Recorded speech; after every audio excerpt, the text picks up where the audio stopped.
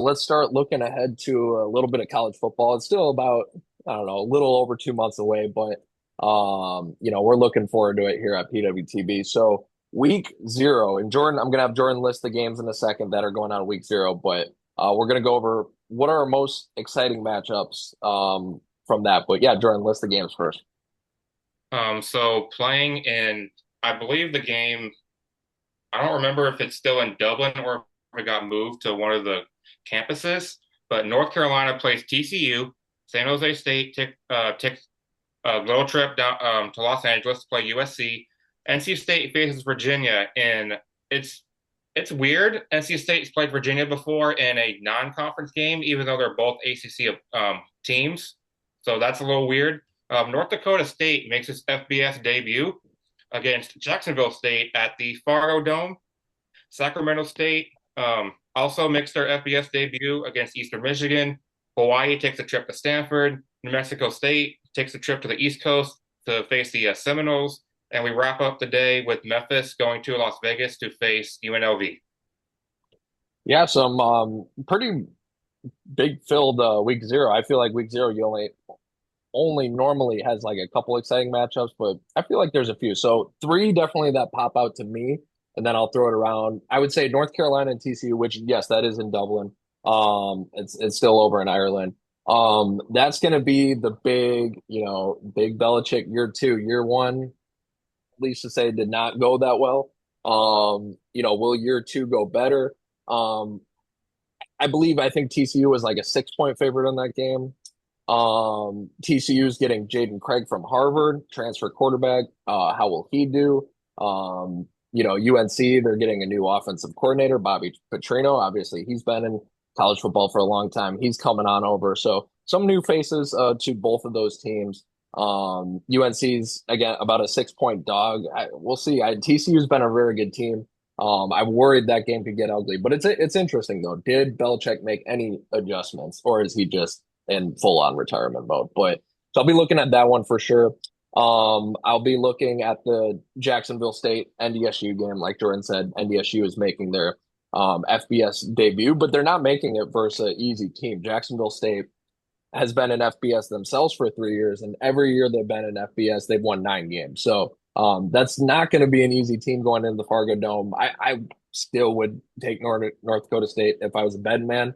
But that should be a pretty, I would say, high scoring offensive game. But it's just tough to win in the Fargo Dome. But that will be an interesting one to watch. And then the third one I'll really be looking at is the late at night game. It's going to be Memphis at UNLV. UNLV, especially under Dan Mullen and their previous coach, I forget his name. They've been doing really well. I pulled up this stat from 2004 to 2022. UNLV only had one winning season in like that's what almost 20 years. And now they've just been on fire. They got 10 wins last year. And obviously Memphis has been a very good team and the American for a long time. So that's gonna be a good barn burner, that Memphis UNLV game. Um, that's a toss up. But those are the three that really catch my eye. But I'll go to you, Jordan, next. Which ones catch your eye? Um, I just want to mention two games. Evan mentioned the North Carolina TCU game. I also want to make a comment real quick about the Jacksonville State North Dakota State game. Jacksonville State has been a program where I believe a couple years ago they won Conference USA, and then last year they made the Conference USA title game. So, like Evan said, not an easy opponent for the Bison to open up their FBS tenure with, but we've seen this in the past where they can hang with the big boys. I just remember one game where they beat Iowa in Iowa City on, I think, a walk-off field goal. So, I mean, we've seen that happen. North Dakota State has dominated FCS for what, like 15 years. Um, so that's interesting. And then New Mexico State at Florida State. I just want to see how Florida State rebounds. Unfortunately, we've seen them lose games like this, to group of five teams. Jacksonville State comes to mind. Memphis a couple years ago comes to mind. Mike Norvell, how can he right the wrongs that he's done the last couple of years? Can Florida State compete in the ACC? Those are just questions to me. Yeah, you can expand the league. You can expand the playoffs to 128 games, and Florida State will still not make the 128 teams. Florida State would not make the playoffs. It's all about the U, Evan. Um, All about the U. no, but though one of the most exciting game I think that I'm looking forward to is Jacksonville State, North Dakota State. Evan Gordon, you touched on this a little bit. North Dakota State making its FBS debut, coming in with a brand new quarterback, by the way. Cole Payton, obviously off to the NFL.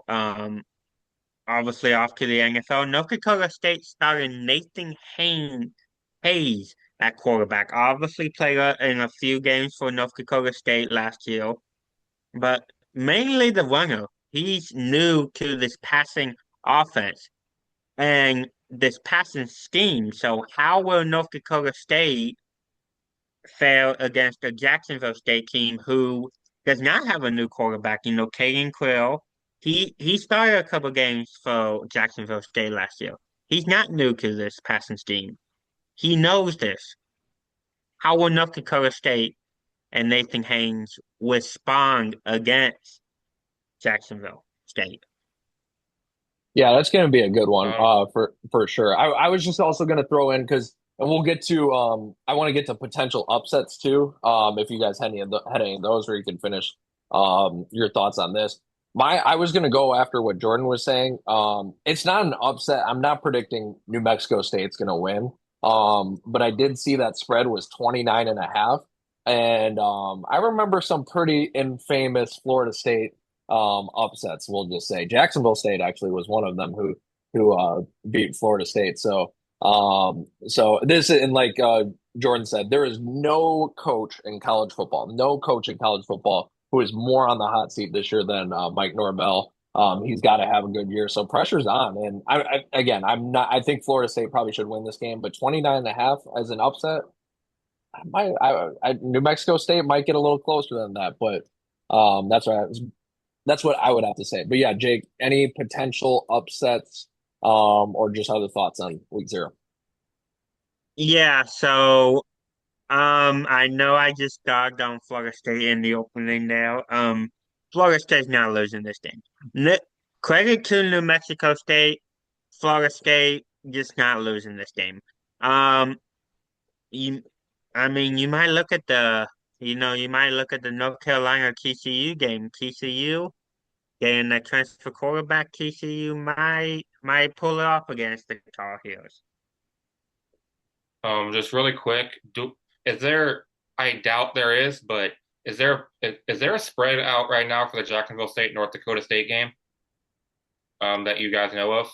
I didn't see it because I was looking at the spreads because the ones I did look at, Memphis UNLV, I believe UNLV might have been a 3 point favorite, and then North Carolina was a 6.5 point dog to TCU. I don't know if I saw a spread on that one though. I'll double check that, Yeah, but yeah.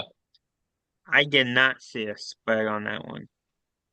Which is Um, weird but because I'm they're gonna go with FBS now. But as you're saying though, Jordan. Yeah. I'm gonna go with Sacramento State and Eastern Michigan as my upset pick. Sacramento State has had a good few years in the FCS. I think that they'll go into Eastern Michigan and beat I believe they're called the Eagles. So yeah, that's my upset pick for week zero.